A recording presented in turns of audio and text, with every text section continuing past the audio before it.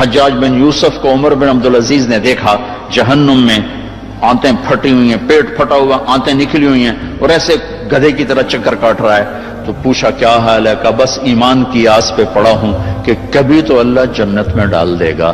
اگر ایمان پہ خاتمہ ہو جاتا ہے اور اعمال کا ذخیرہ نہیں ہے تو اللہ کا قانون ہے جہنم. جہنم مردہ جو بتائے نا خواب میں وہ صحیح ہوتا. میرا ایک فرسٹ کزن، جیسے ذمہ داروں کے بچے ہوتے ہیں، ساری زندگی غفلت میں گزار دی، جوانی میں مر گیا. بس وہ نمازیں اس نے پڑھی جو کبھی میں کھینچ کے مسجد میں لے گیا، یا پھر عید کی 2 نمازیں، اس کے علاوہ مجھے یاد نہیں. تو میں نے خواب میں دیکھا، میں نے کہا کیا حال ہے؟ تو اس نے کہا آگ کے تندور میں ہوں، آگ کے تندور میں ہوں. اب میرا تو خون، میرا تو چاچے کا تائے کا بیٹا، مجھے تو آگ لگ گئی. میں نے اس کے لیے پڑھنا شروع کیا، پھر حج کا انتظام کیا.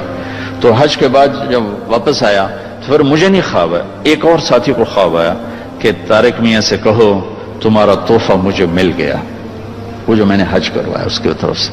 تو اللہ تعالیٰ کا فضل ہے کہ اس نے یہ بھی رکھا اس امت کے لیے کہ مرنے والوں کے لیے ایصال ثواب کرتے رہو تو ان کی بخشش کے سامان بن جاتے ہیں.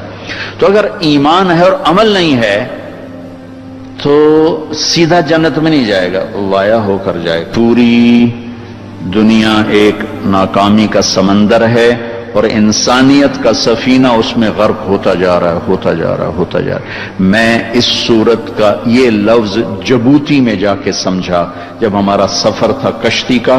ہماری کشتی آگے وہ ذرا جدید تھی اور دوسری کشتی پیچھے وہ ذرا پرانی تھی. وہ سٹیمر تھا، اس میں 250-300 افراد تھے. ہماری وہ فوجی کشتی تھی، اس میں 25-30 تھے. تو وہ پچھلی کشتی ڈوب گئی، اوور لوڈ تھا یا کیا تھا اللہ ہی جانتا ہے. جیسے 2-3 حج کو لے لیے اور یوں الٹ گئی اور اس میں کوئی 150 آدمی شہید ہو گئے. تم تھوڑا سا آگے تھے، ہمیں پچھلا منظر تو نظر نہیں آیا لیکن ہمیں خبر مل گئی کہ کشتی ڈوب گئی. تو ایک دم میرے منہ سے نکلا کوئی بچا ہے، چونکہ میں تو ان کو یوں تو ہم ساتھ ساتھ تو چلے تھے، ہم تیز تھے، ہم آگے نکل گئے، وہ تھوڑا پیچھے رہ گئے تھے. میں نے کہا کوئی بچا ہے؟ میں نے کہا پتہ کوئی نہیں.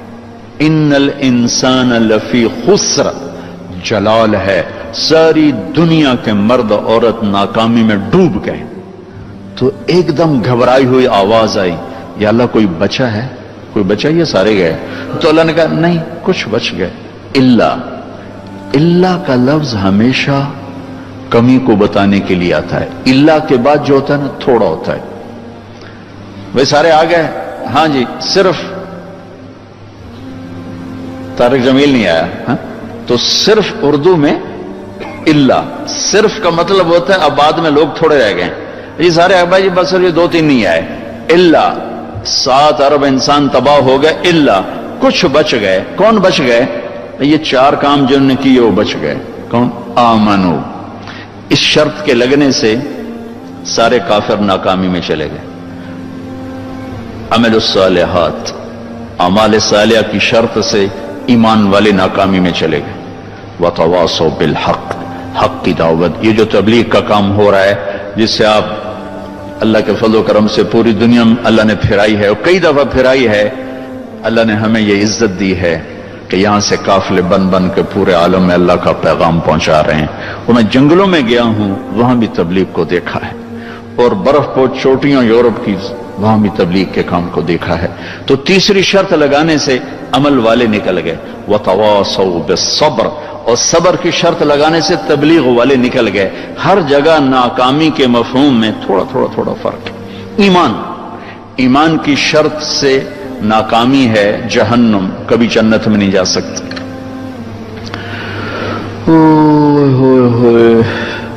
وہ فرشتوں سے کہیں گے ادعوا ربکم یخفف عنا یوما من العذاب، عذاب تو تھوڑا کم کر دو. فرشتوں سے کہیں گے. وہ کہیں گے اولم تک تأتیکم رسلکم بالبینات، کوئی بتانے آیا تھا؟ قالوا بلا، آیا تھا. قالوا فادعوا، کہ اب تمہاری دعاؤں کو کوئی صلہ نہیں.